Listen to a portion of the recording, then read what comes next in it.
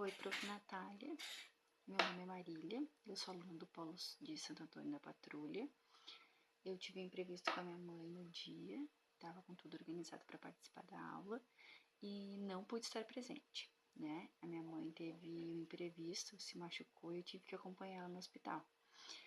E nesse sentido, as nossas tutoras, né, a Vânia e a Maitê, me passaram atividade para realizar para complementar essa aula, então para não ficar faltando. Né? A sua aula foi muito elogiada entre os colegas, disseram que foi muito boa, foi muito produtiva e eu lamento muito não ter podido participar, né? Mas acredito que a gente vai ter outras oportunidades ao longo do curso.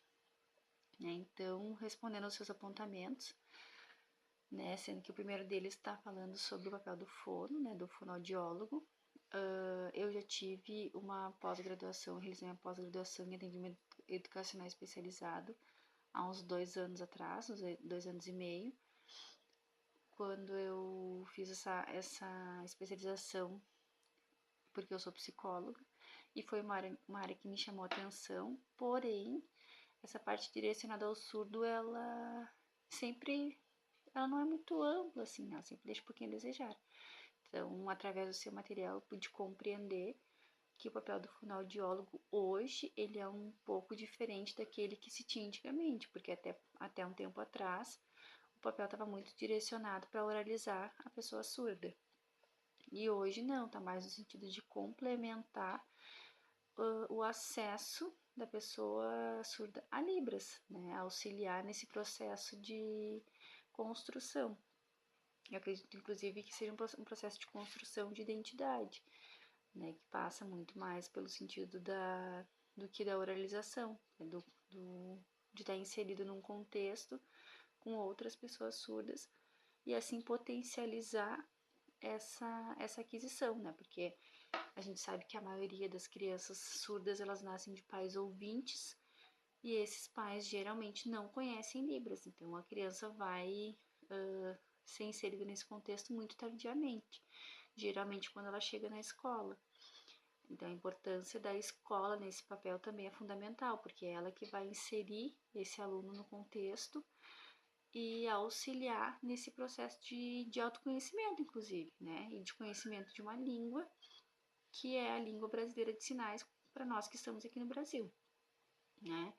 Então a escola, ela vai auxiliar nesse processo, porque a língua de sinais é uma língua visoespacial e não uma língua oral, né? E a escola vai ter que dar conta dessa demanda para conseguir inserir a criança nesse contexto social, no qual ela vai estar inserida. Então, nesse contexto social e cultural, né? A escola ela tem que fornecer programas que contextualizem, que insiram a criança nesse contexto, né? Então, eu acredito que o fonoaudiólogo ele vai auxiliar nesse processo da aquisição da língua e da linguagem, porque ali no material que a senhora nos forneceu, né, do seu caderno, diz, né, que os surdos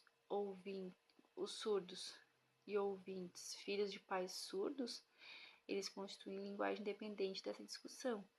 No entanto, os surdos, filhos de pais que ouviam, ficavam reféns do que os profissionais determinavam como linguagem.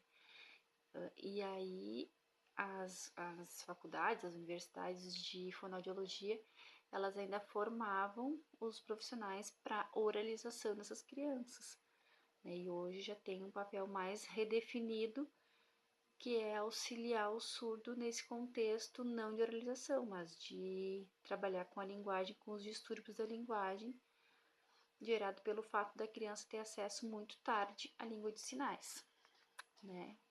Então, o outro ponto que foi apontado, né, que a senhora apontou, seria sobre a educação bilíngue.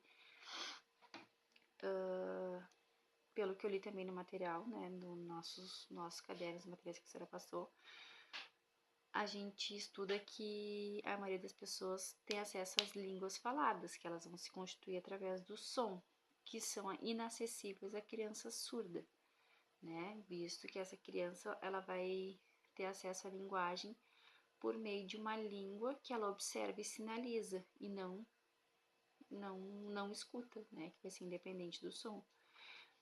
Por vezes, houve inúmeras tentativas de oralizar essa criança, né? De inserir ela no mundo falado. Muitos processos terapêuticos, muitos processos clínicos estavam voltados para isso. E hoje teve ao longo do tempo, né, foi se percebendo que, na verdade, não necessariamente oralizar a criança era era o que era mais adequado, que tinham outros caminhos que pudessem ser percorridos, daí lá no sentido de também constituir a identidade dessa criança, né, dessa pessoa surda, a importância de que ela tenha contato com a Libras, né? E o quanto antes ela tiver esse contato, melhor. Então, para a educação, ficou constituído que o surdo ele tem direito ao acesso à língua materna como primeira língua, que é a língua brasileira de sinais aqui no Brasil, e como segunda língua a língua portuguesa, né, para ele se comunicar conosco. Eu acredito que a gente também devia ter acesso à língua brasileira de sinais para a gente também ser acessível à pessoa surda, né? Não só ele ser bilíngue, nós também podíamos ser bilíngues nesse sentido, a gente também ter conhecimento da língua brasileira de sinais, já que isso potencializaria essa comunicação, né? Eles não iam ser tão marginalizados, a gente ia conseguir inserir e eles iam estar mais inseridos e a gente ia conseguir proporcionar um diálogo, um auxílio, né, para essa pessoa que não escuta, né, que fala de uma outra forma, sinalizando. Então, pelo que eu entendi dos dois apontamentos da senhora, foi nesse sentido, né, que o papel do fonoaudiólogo ele teve um avanço significativo, não só na questão da oralização, que hoje não é o primordial, né, pelo contrário, é mais na questão de potencializar o acesso à língua brasileira de sinais e auxiliar nessa aquisição de linguagem, e a importância da educação bilíngue para que a criança seja inserida no seu contexto social, com as suas características que compõem inclusive a sua identidade, a identidade surda, que também é bem diferente da identidade que a gente constrói enquanto sujeito ouvinte. Certo, prof? Acredito que eu tenha concluído a atividade. Espero que esteja dentro do que foi proposto. Tudo de bom, obrigado pelo seu auxílio e pela oportunidade de poder fazer essa atividade fora do polo. Tchau, tchau.